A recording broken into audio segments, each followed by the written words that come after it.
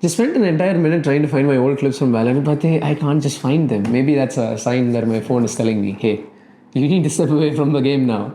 Anyway, I think I labeled the video what I did. It's how I built myself a fully remote life. And then my story, I should actually start from back when I was a professional gamer, so to say. I say was as if I don't play anymore. I still play, but my God, you should watch me play right now. Like you would take.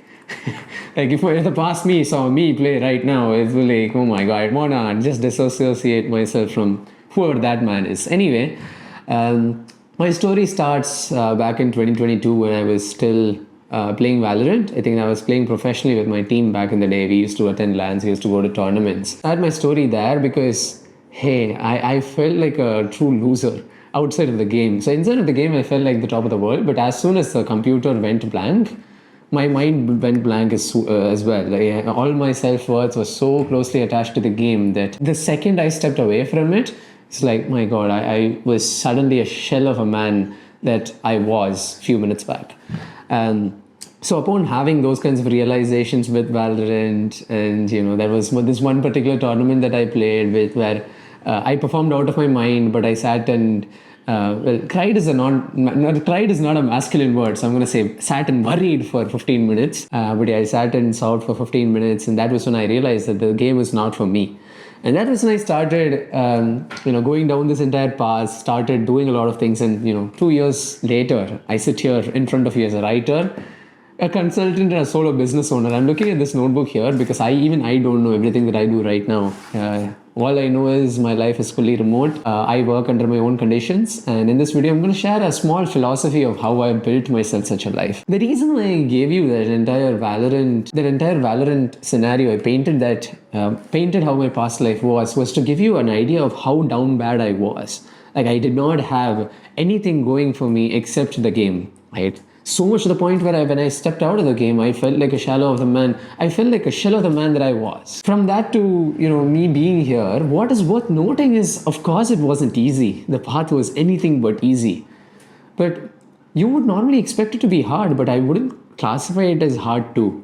It just was. It wasn't easy. It wasn't hard. The journey just was. It was just me traveling the entire way. I hate labels like this, and I think that is what the core theme of this video is. The philosophy of, not having labels for your experience, which is, me going from that loser that I was, another label, from being that person that I was to being now, being who I am now, the journey was anything but hard. Right? And that is what I want to, touch on, which is, these labels like easy, hard, like, don't like, or, my kind, not my kind, or introvert, extrovert. All of these labels are so limiting. People use such labels in two kinds of ways. And the second way is what I'm a huge fan of, but the first way is what many people usually use labels as. Many people, when they use labels, they limit their own capabilities in fear of their very sheer potential. Right? For example, if at all you've never climbed a mountain before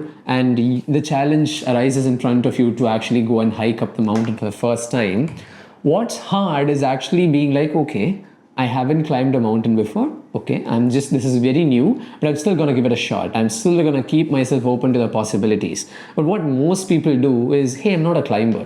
Or, hey, I'm not an adventure person. Hey, I'm not a mountain person. This is one of the bullshit excuses many people give.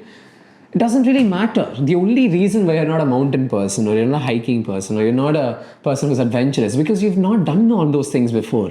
Right? And when you've not done all those things before, of course, climbing a mountain would seem new, because that's a new possibility that your brain is going to explore for the first time. It's obviously going to be like, you're going to have a feeling that you're not meant to do it. This analogy that I just gave you applies across life in so many circumstances. Whenever, people want to go out or people want to work out, they give the label of, hey, I'm not an extrovert, or hey, I don't like working out. I'm not this, I'm not that. In the very process of doing this, they limit their own potential. They limit who they could be or who they could become if at all they honored the possibility that was, lying right in front of them. The reason why I say this is I'm more of a fan of the second type of people, and second type of people who use labels as a sign. Just using labels as a sign of a meaning or of a feeling that you have inside you, it's so much more useful than using labels to actually box yourself into a particular persona. Words are only meant to give you signs or show you the way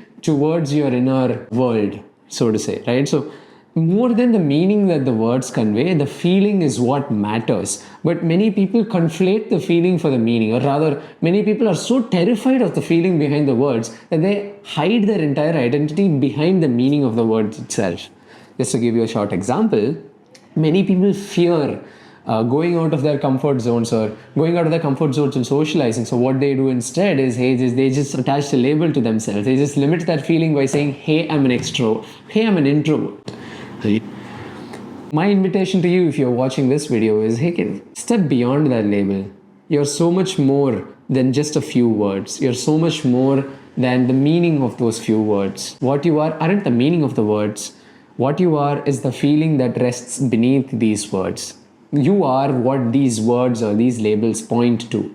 You are not these labels itself. The reason why I say this is there are going to be so many times in your life when taking a new path or pursuing something new is going to terrify you. But instead of being the person who says, hey, I'm not a person who likes that, or hey, I'm not used to that, or hey, my personality is against that. Instead of putting a label like that and limiting yourself at the cost of feeling peace or at the cost of feeling certain, do one thing. Just take the damn situation on its head. Just face it head on. Be like, hey, I haven't faced such a situation. So what I'm going to do is I'm not going to put labels on myself. I'm going to walk down the path and see what emerges. Sometimes you're going to get hurt. Most times you're going to get hurt.